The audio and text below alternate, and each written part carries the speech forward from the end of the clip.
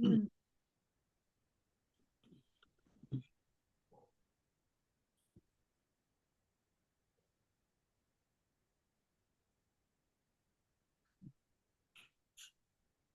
If somebody could just let me know when we're live.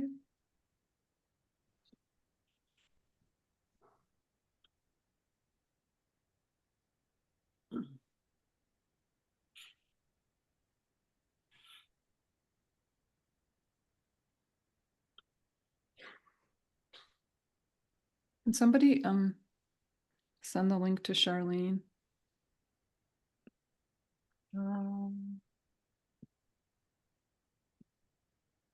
Let's see. I can do that. It's okay.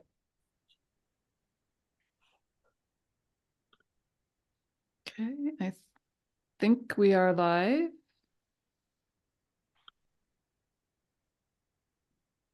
I'm looking at your page. I just refreshed it to see.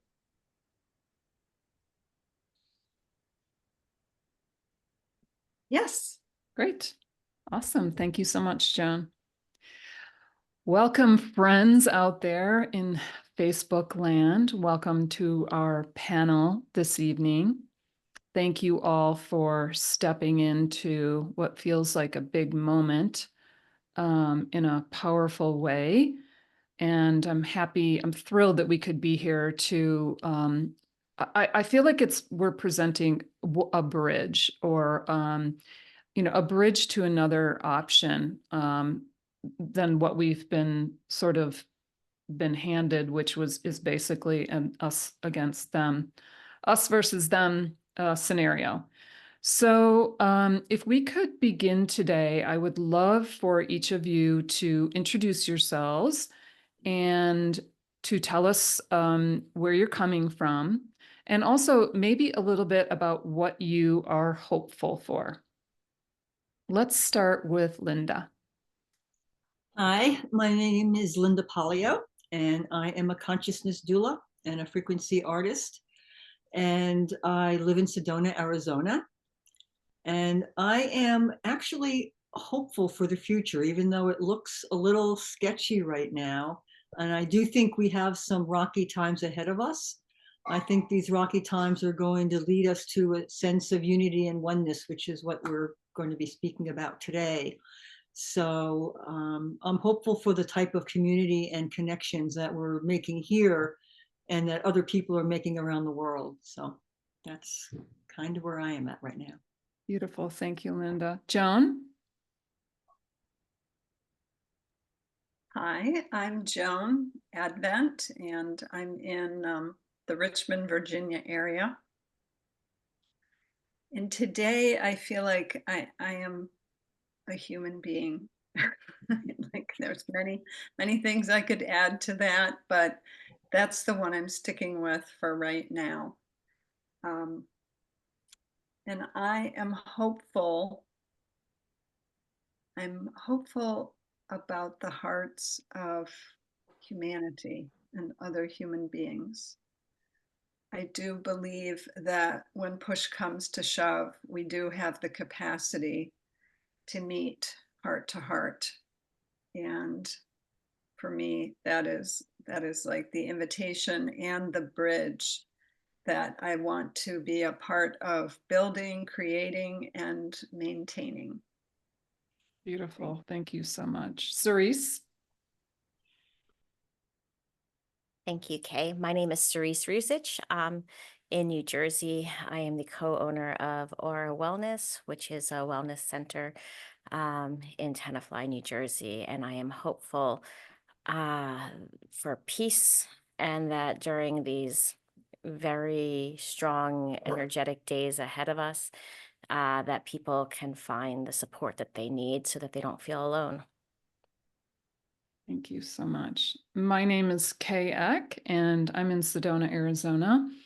And I'm feeling very hopeful that deep within the heart of every human being, there is a remembrance of our natural state of oneness, and that slowly, by opening ourselves up to that possibility, that we will all come into remembrance of how things are meant to be for us.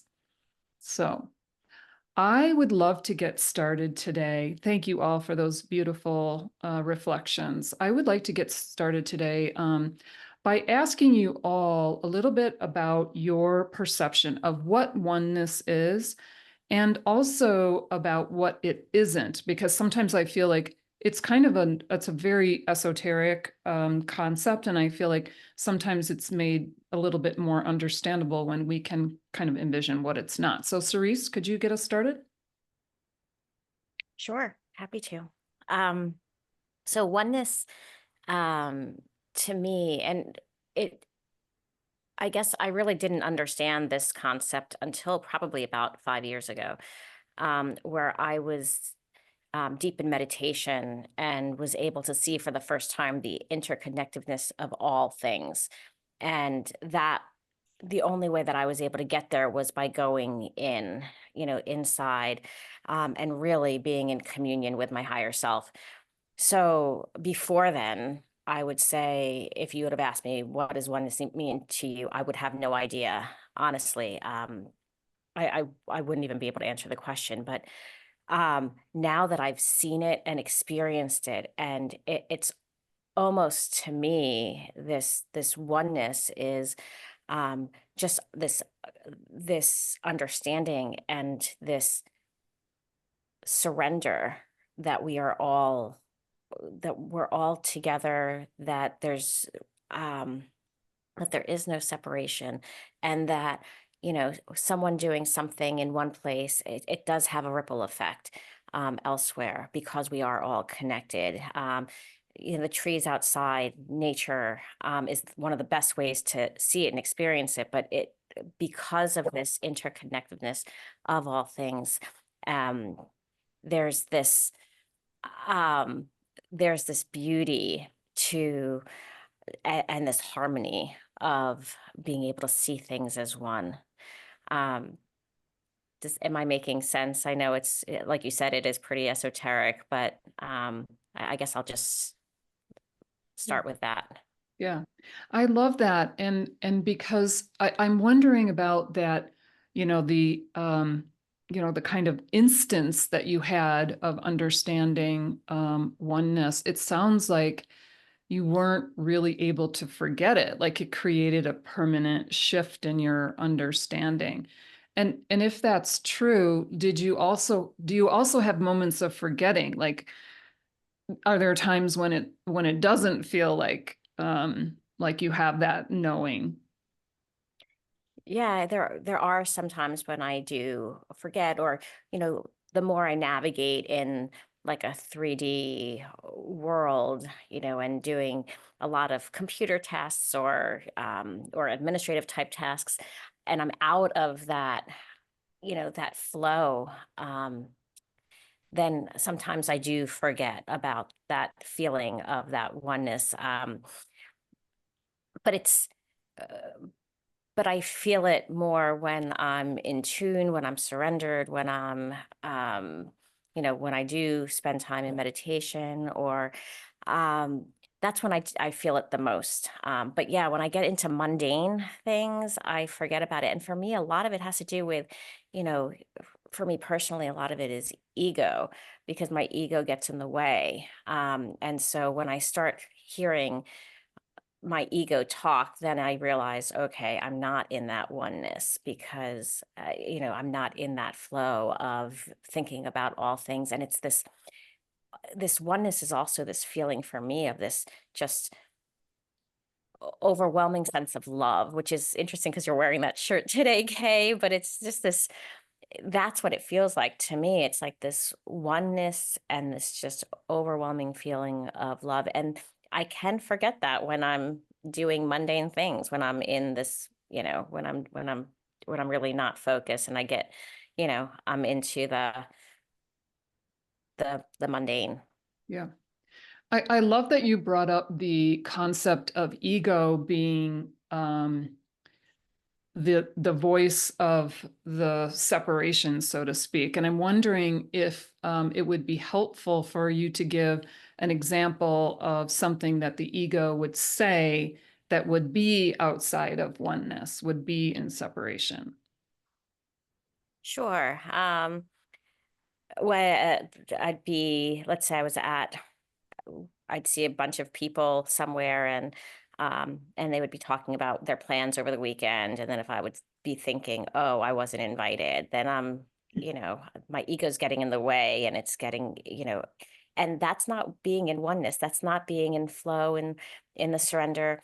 It's, when I put myself in that being of oneness, I'm like, I'm happy if other people are happy, right? I don't, my ego aside, I'm happy for others, and that jealousy type of feeling would go away. But if I'm not in that flow and I'm thinking that, that's just one thing that might, creep up in my mind, of why weren't you invited? Why weren't you there? And then I start to separate, which is sort of like Yeah.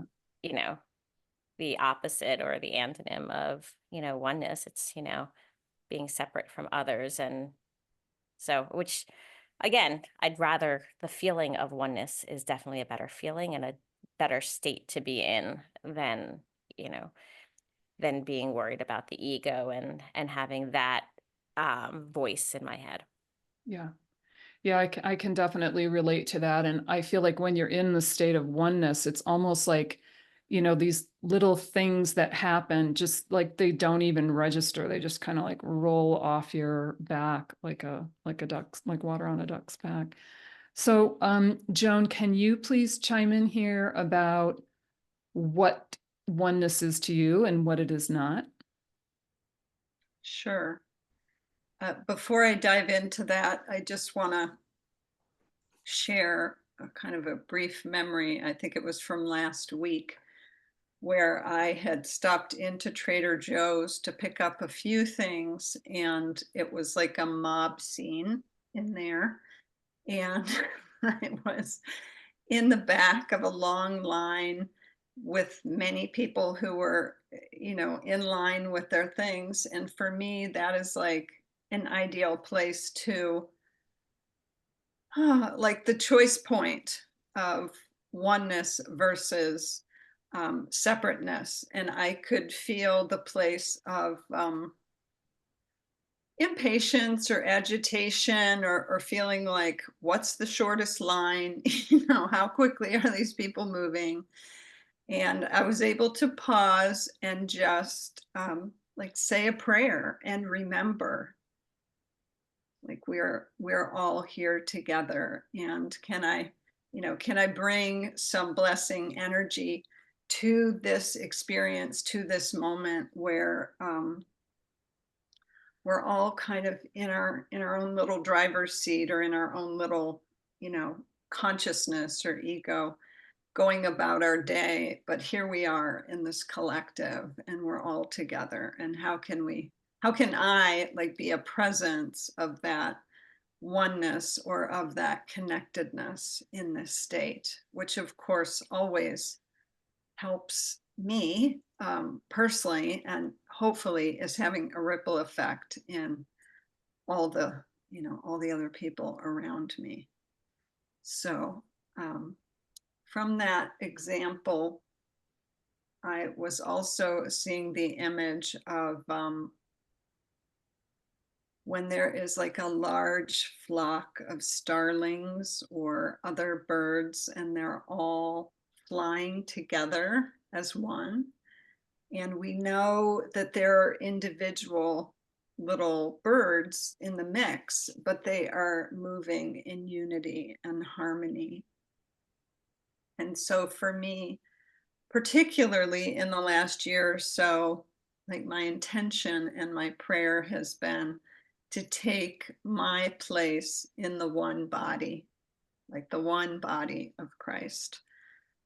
So I connect with oneness in that way, that as a unique individual, I have a place in the oneness of the whole, and that each of us has our own facets or lenses or gifts that we bring and that we work, and I probably said similar things in our discussion on harmony, but like we work in concert to create this oneness, because for most of us, we're not able, certainly not for me, I haven't found the capacity to be in an ongoing meditative state nonstop throughout every facet of my life.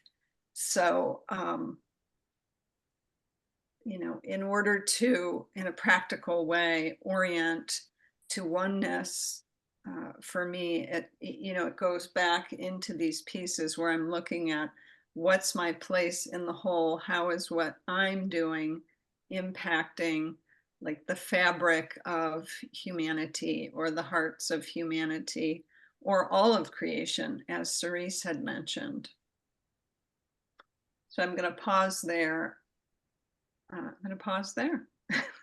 Thank you. Thank you so much. I love that example of the starling and of the flock of starlings, because when I was thinking about this topic, I was wondering about my own resistance to oneness and what might come up for other people. And this metaphor dropped in about the example of if you were a student and you were studying for a test, because sometimes, let me start over. I feel like it's hard to understand when you're first introduced to this concept, what the benefit is. Why would you want that? Here you've been working your entire life to build up your individuality and to strengthen your character and your personality. And it's very hard to let go of that. And why would anybody want to let go of that? And so this metaphor dropped in of being a student, studying for a test, home, alone. And if you're studying so hard, and of course you want to do the best that you can, and perhaps you want to be the best in the class. And then you get to the classroom and you find out that actually all of the students are going to be collectively answering the questions, and you're not going to be individually responsible for the whole test. You're part of a group effort. And so you can relax into it and say like, oh, this is going to be a piece of cake. We're going to do this together. And it's not that you don't know the material. It's not that you're not a good student. It's that you don't have the individual burden. There's something that you're creating together. I just thought that was such a beautiful example of how it works. Linda, can you talk a little bit about what your idea of oneness is and what it is not? Sure. For me, I think oneness is kind of a state of being. And for me, it's also fairly aspirational. It's not a place that I can stay for very long, but when you have that experience, it is, as everyone here knows, this interconnectedness to human beings and the heart that goes through. It's like we're sharing one giant heart. So for me, it's very aspirational and I'm constantly seeking it. But I also think that part of the reason people don't understand it, and I think to a certain degree there's a fear about it, is the sense of loss of identity. Just like you were talking about, is that you will lose your individuality. And I think, as human beings, we're born here to individuate because we're coming from that place of oneness where we don't have individual personalities like we do here. So there's a certain, I think, fear of being lost in the oneness where you don't have your individual personality anymore. But I kind of look at it that it's kind of like a hand, and your hand is one. That is the oneness, is your hand. But you have these individual fingers. So the individual fingers are individual. They move without the rest of the hand needing, without the rest of the fingers needing to do anything. But they also operate as one. And when they come together as one, they're more powerful than they are when they work individual. So you still keep your sense of identity. And that's why I think working within consciousness is so important, because it's really important to really develop your own consciousness and your own ideas and your own state of being, so that when you go into the oneness, you're able to hold on to aspects of yourself, so that you don't get scared of being lost in this ocean of consciousness. Mhm. So, I mean, again, like Joan said, for me, it's all about the heart. I think oneness is all about the heart. And once we can share a heart and we understand each other through the heart, even when we have differences of opinion, when we're born in different places, when we have different belief systems, if you stay in the heart and you stay, that's where that sense of oneness is contained for me. So you will allow other people to have their perspectives, and that allows you to keep your individuation, and allows you to also evolve consciously without being told that you're wrong or you should be doing that, and let you find out your own way. So when I have states of oneness, it is a place of beingness that I feel for a period of time, and then I'll slip out of it because we have to go back to the real world, and I think there are very few of us on the planet right now that can stay there and function in this world. But it's an aspiration, and I think it's also an evolution. I think it's where we're going, and I think we're all practicing at it right now. Yeah. Thank you. That's beautiful. So beautiful. And I know myself, I definitely had that fear of the loss of self, and now I feel like I can't wait. I'm just like so over my, my opinions and my beliefs and my blah blah blah, I just want to like, psh, let's just do this. Ah. But can you, Linda, tell us a little bit about how you kind of first came into this understanding of oneness? And I'm also curious as to whether we need to understand where oneness came from in order to be in it, or are we just in it without, and we aren't necessarily required to understand it? I personally don't think we will ever understand it. I don't think our human brains, I don't believe, can comprehend the reality and the truth of what consciousness is and what the universe is and what the truth of everything is. And I mean, I always say we create reality ness in consciousness, so our minds have something to hold on to. And those reality ness create belief systems, and whether the belief system is around a certain spirituality or whether it's around something else, we tend to glom together those of us that have certain experiences and vibrations and frequencies. So we create these little reality nests. So I think understanding it is, I think it's really hard. And I forgot the first question. I'm sorry. It's been a long day. Whether somebody needs to understand the origin of oneness in order to be part of it. I don't think you have to understand I think I think it's a visceral experience.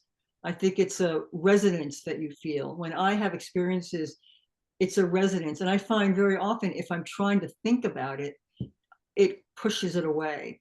I have to just be. And there, I mean, I think meditation can put you in there. I think the creation of art can put you in there. I mean, there are certain things that you can do that will bring you closer to these experiences. And I was having these experiences as a child. I was not a normal kid. And I was communicating with insects when I was young, and that was a sense of oneness because I was one with the insects and I was one with nature. I was very connected to nature as a child. So I felt them and I communicated to them. So it was not an unusual experience for me. It was actually as I got older and I was told that it was my imagination that I kind of closed it down, and I went to school, and you go into the corporate world and everything kind of begins to shut down because your programming is such that you need to fit in to make a living. I mean, that's basically what happens. So, but when I started waking up again, which happened the first time I came to Sedona in 1996, I just had this expansive awakening, and that sense of oneness returned to me that I had had as a child. And like I said, I love the feeling when it comes, but it doesn't stay with me. It's kind of like a wave that goes through me. And it reminds me of who I really am and what I'm really a part of. But then it leaves and I'm now me again, and I have to then work on my own consciousness so that I can better connect with that oneness.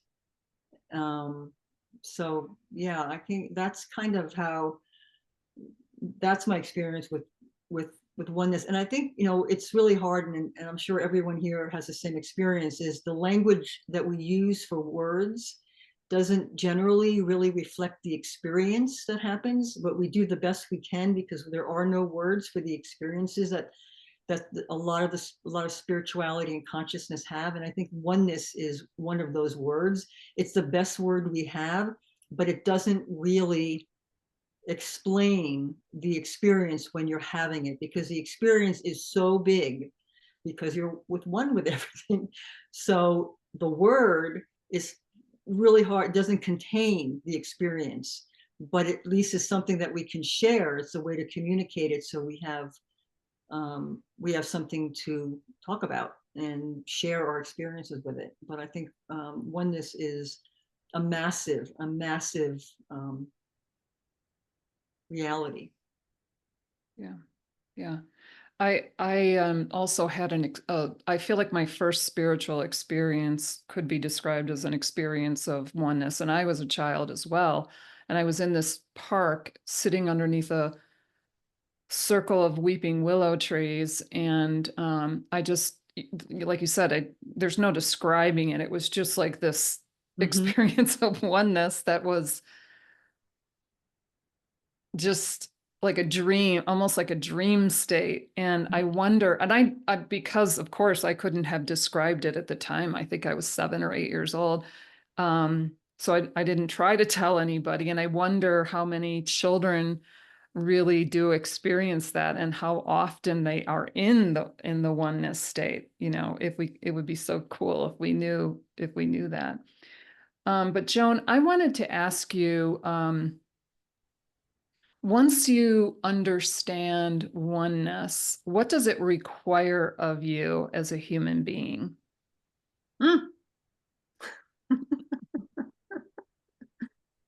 So before we got together, I thought, am I qualified for this discussion? Yes. I understand. What does it require?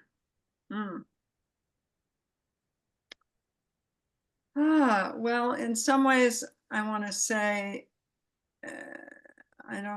I hear you around the word require, and I'll get to that, but it does feel like an invitation. Like once we know about it, it is a ongoing invitation to surrender and to communion, and like to remember I said this before, like our place in the whole of life. And in terms of requirements, if we're going to go there, I guess it would be like, what's the requirement for achieving that state? And I do think that there is a softening and a dissolving and a surrendering of like the hardened edges or the hardened places where maybe we want to hold on to our sense of separateness, or like it makes me think about, actually it's what's coming through is what is required is opening to love completely. That's Yeah. that's what I know in this moment, like opening to love completely. Why do you think it's hard for us to embrace oneness all the time? Because it requires opening to love completely. I love that.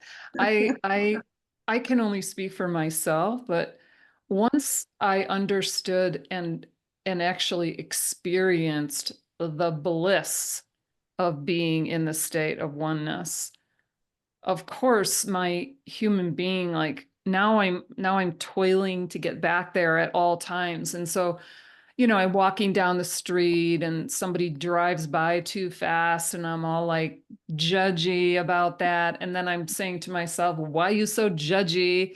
And I mean, it's just like on and on and on. I'm in this constant dialogue of coaching myself to get back into it. And I feel like these times that we're in, are just pushing that front and center, pushing it in front of me again and again and again, and to challenge me to let go of my individual desires to be an individual of the ego, because we're so entrained in that way of being. And I wish that there was some kind of button I could push, like on my lapel, like I was on the Starfleet, and say, like get back in that state. But it's not quite so easy. And Linda brought up the idea of meditation. Any sort of activity that takes you out of your mind is going to get you into that neutral space where oneness is possible. I feel like it's a possible field. So, yeah. It feels important to acknowledge, like, we're here on the earth together, and to some extent, like, we're not here to all be in a meditative state constantly. I mean, maybe someday we'll get there, but at this stage in the game, we are evolving, we are growing, and it's like bringing the love to those places, either towards ourselves or towards the other that are not in love, is a work in progress. Yeah, for sure. I should have you as a coach instead of me. That would be better. Cerise, what would you say are the consequences of not accepting our oneness? So, as we've been talking, I was remembering a trip from a couple years ago to Bimini and swimming with the wild dolphins of the Bahamas. And, when we stayed together as a pod, we would have more interactions with the dolphins. And anytime someone left to go explore on their own, and there was this separation of the group, the dolphins would leave us. They just didn't feel safe. So it just makes me remember again that feeling of oneness when we were a tight pod, how we were able to have these absolutely amazing experiences interacting with and being in this state of oneness with the dolphins. So a consequence, as you're asking, in that example, was we didn't get to play with the dolphins anymore. Once a consequence of being separate, the dolphins would leave. So so this aspirational state, as Linda was talking about, which is what we were all striving for, could be lost very quickly, once the ego came back online, once someone wanted to do their own thing. So I think that's very similar to as we're all striving for this aspirational state, this surrender, this love, this feeling, a consequence is, not being able to achieve that level of oneness, when your ego comes back online, or, when you get back to the mundane. So. Yeah, oh my gosh, that's beautiful. I love that example, swimming in the pods. Yeah, I think that is like, I feel impatient for the oneness, because I feel like it's the collective wisdom, the collective movement that is going to allow the solutions to surface, and for and I think that what that requires is for each person to step into their mastery, what they were what they were meant to bring forward in this lifetime, so that we can shift our shift humanity into the next highest, I don't want to call it a realm, but reality. So I'm curious, when you first had that first oneness awakening experience, how did that change your thinking and your behavior and your life?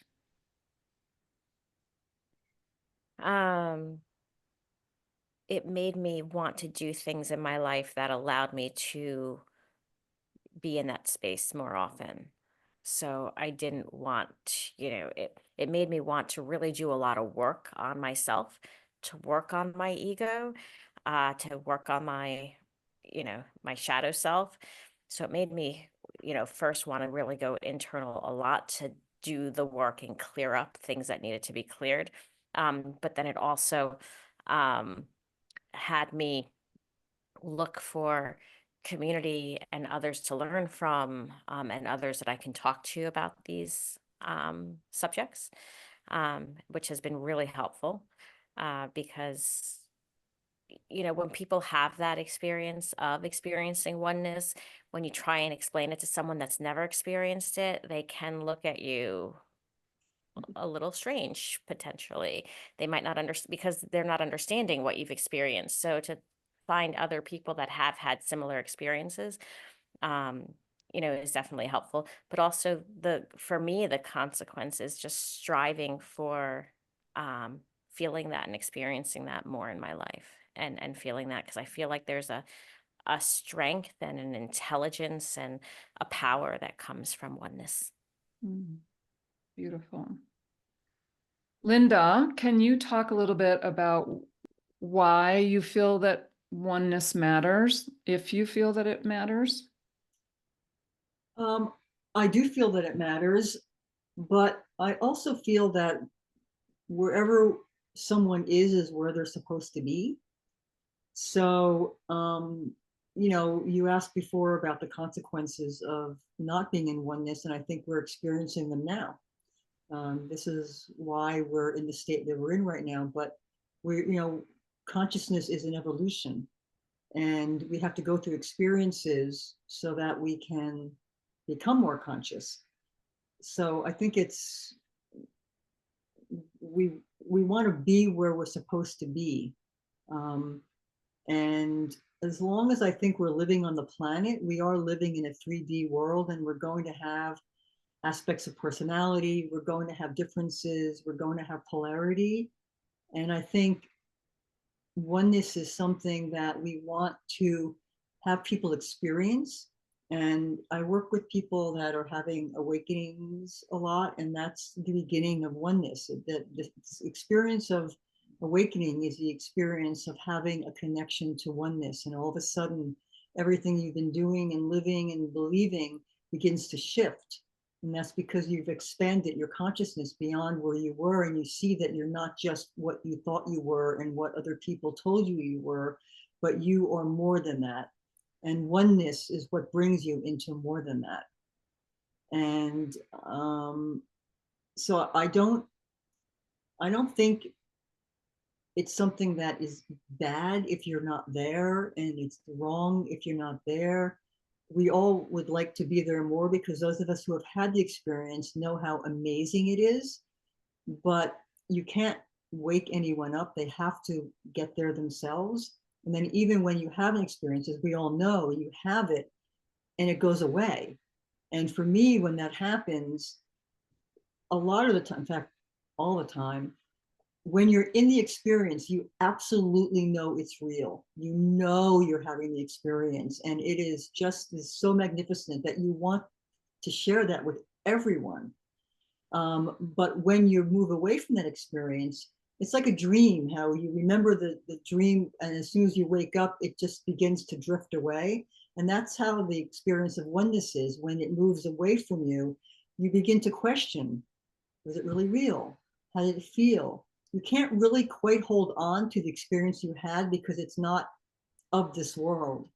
And so we're always trying to get back there somehow. But I think like Joan said, I think it invites us. And when it invites us, the more times that we have the experience, I think we get more invitations, and the more we work on ourselves to remove the traumas and the blocks that are stopping us from caring for other people. I mean, I think compassion and empathy and sacrifice and doing all these wonderful things for other people, I think that brings us from a 3D world into that sense of oneness, which I think opens us up. We've lived in a world that's been fairly individuated, so we care about ourselves, and it's all about making sure that you do well, and everyone else is. But I think we're at a time where oneness has got to be experienced in a 3D world, so that people will open up to the 5D world of oneness, and that happens through compassion and empathy and helping strangers and helping family in any way you can. And I think that's the beginning of understanding what oneness is, and that will lead you to the spiritual experience of it, which is something that once you have it, you can't go back. Then you will always be searching it for the rest of your life. But I think as long as we're on the planet, we're not supposed to live there all the time, because we're supposed to evolve our own souls, and our own souls, if they're in that state of oneness, we're not evolving anymore. We are that. So I think it's I think it's really important that everyone just experiences it in a way that they can experience and want to experience it, and hopefully it happens as much as you want it to happen, because it is something that is probably one of the best experiences, if not the best experience you'll have in your life. Yeah, thank you. It feels like that compassion and acceptance of where we are, where everybody is an evolutionary step toward oneness. And so that I feel like that is such a useful practice when you can't quite get there. It's just to say, like, I compassionately witness and understand that this person, these people, whatever, I am not in the state of oneness. Beautiful. I'm wondering, like, because we're in such a tumultuous time where the separateness is highlighted, do you think that this is a necessary experience for people? Well, I think pain is a great awakener. I think nothing wakes people up faster and more intensely than suffering. If very few people grow when they're really happy. They experience life in a better way, but you don't really grow. You don't learn, because you don't have to be creative. You don't have to adapt. You don't have to do things that you don't want to do. Whereas when you're in a state of suffering and pain, you have to adapt and do things differently. So that opens up you. I always, I've gone, I took care of my mother for 9 years, and that was unbelievably difficult in a way that I didn't know that level of suffering existed on the planet. And it was really, really hard. And that was a dark night of the soul. And dark nights of the soul very often lead to moments of oneness and moments of connectedness. And so anyone who's going through a really dark time, I looked at it because of my experience. When you're having these experiences, you feel like you're in such a sense of contraction. It just feels like you're being squeezed. But what I learned from my experience was that it felt eventually like it was really my soul was opening to unknown parts that I'd never traveled before, and it was dark. And so I had to breathe into these really difficult times and allow my soul to just go to places they'd never been before. And I'd have experiences of oneness that would not last, but it was like oxygen at that time, because it reminded me who I really was. I wasn't the person going through this difficult time. I was more than that. And that I just had to take my body through the experience and allow the emotions to process and seek the support that I needed, because a lot of times when you're suffering, you don't seek support because of judgment and shame and fear. Um, and then once I kind of wiggled my way into that, things opened up. It's not like it changed. It's not like it didn't change my situation, but it began to shift my experience. And what it ended up giving me at the end was a whole lot of wisdom. And that wisdom allows me to move in the way that I move in my life now, and allows me to connect to people in more loving and compassionate and tolerant ways. That even though I was always a nice person, it's really changed and shifted me into another level of that. And that's because I felt the connection to everything when I was in a state of suffering. Um, and so I think it's, yeah, I'm I think that that's just the way it's going to be. And I think we just have to be accepting and tolerant and able to shift our belief systems, because everything is changing very quickly. And if we hold on too much to what we think is true, we're going to miss the new truths that are coming in. And I think, oneness is kind of the thing that I think once more people start having the experiences, the whole world's going to shift in a very mystical and magical way. Yeah. Yeah. Would you say that we are experiencing a collective dark night of the soul? Definitely. Definitely. I think we're in the thick of it right now. Yeah. If people could just pick their heads up like far enough and long enough to look at each other and just be compassionate and just touch each other's hearts and realize that we're all struggling, no matter who you are. And the meanest people are the ones that are struggling the most, because meanness and happiness cannot exist in the same space. So if someone's really mean, they are suffering. And as hard it is, there needs to be compassion. Um, and it's really hard when someone's mean to be compassionate. Yeah. Because goes against your human nature. Yeah. But I think we're going to have enough issues coming up that people are going to start feeling compassionate towards each other. It's just we need everyone who is feeling it now to do as much as they can to open their hearts to people around them and not judge where people are, because we're all doing the best we can under really difficult circumstances right now. Yeah. Really difficult. I feel like if there's one takeaway, it would be like, that we give each other some grace, that this is a difficult time for all of us, no matter who you are, what your beliefs are, what your understanding of the world is. We are in the soup. We are in a Yeah. hot pot, Yeah, and like and Joan said, just love, like just love. love. And people Yeah. don't, that they think of that word. Again, language is so difficult, because when people hear the word love, it's very hard. The word love does not really sort of connect with the experience of that oneness love.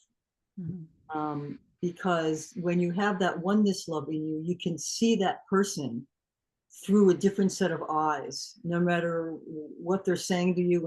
And as long as you don't react and take the bait, you can hold that space. And very often you will dismantle whatever by holding your own heart and by staying in your heart and not reacting back to them.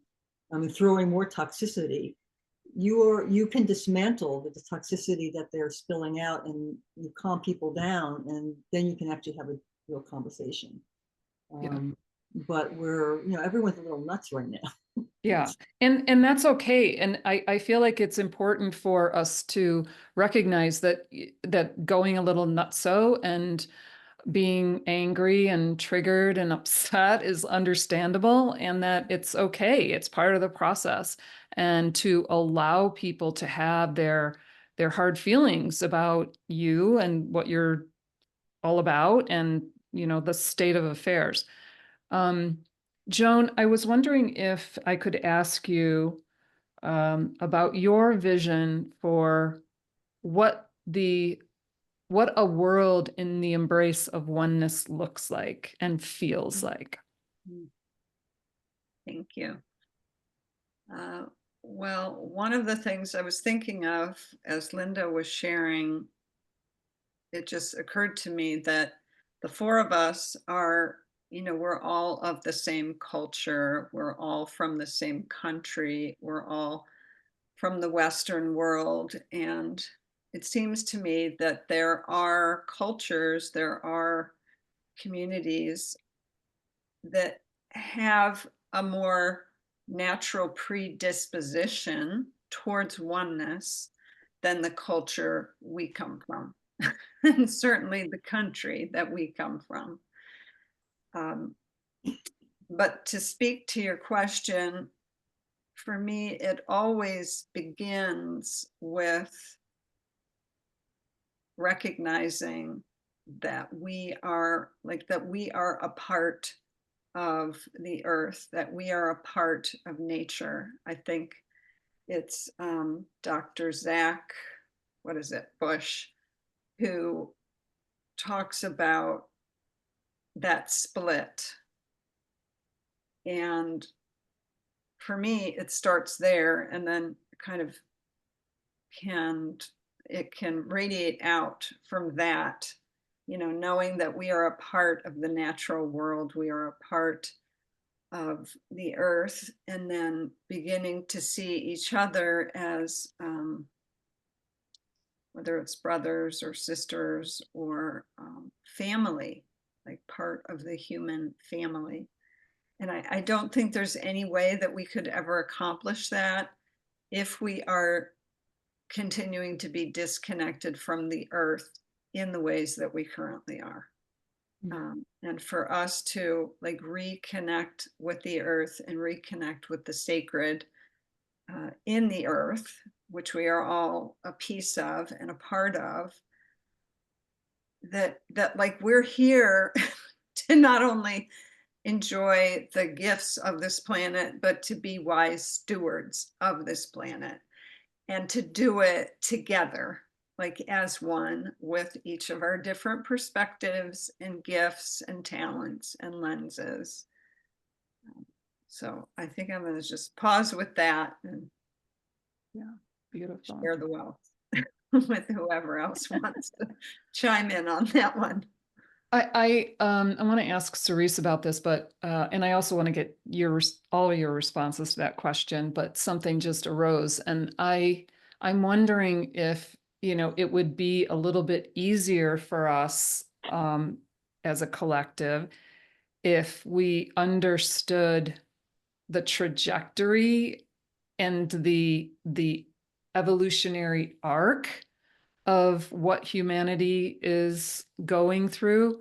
I think we tend to, be inside the boxes of our lives, which are very short, and to miss the fact that we are eternal beings on an eternal journey. And this is a drop, in the bucket compared to our power and our abilities, and what we're, the length of time that we're going to be working on this evolutionary project. And for me, it's very helpful to step out of the small life that I'm living as this person, and more into my eternal nature and into the divine plan for what is unfurling.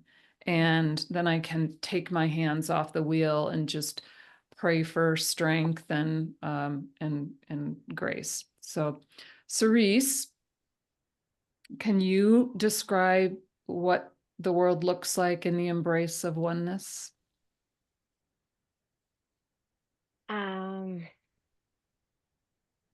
what does the world look like in the embrace of oneness? I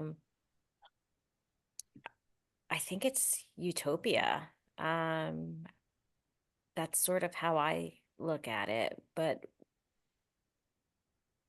what I think is also important is whether you've experienced oneness or not, by thinking in a way of oneness can help.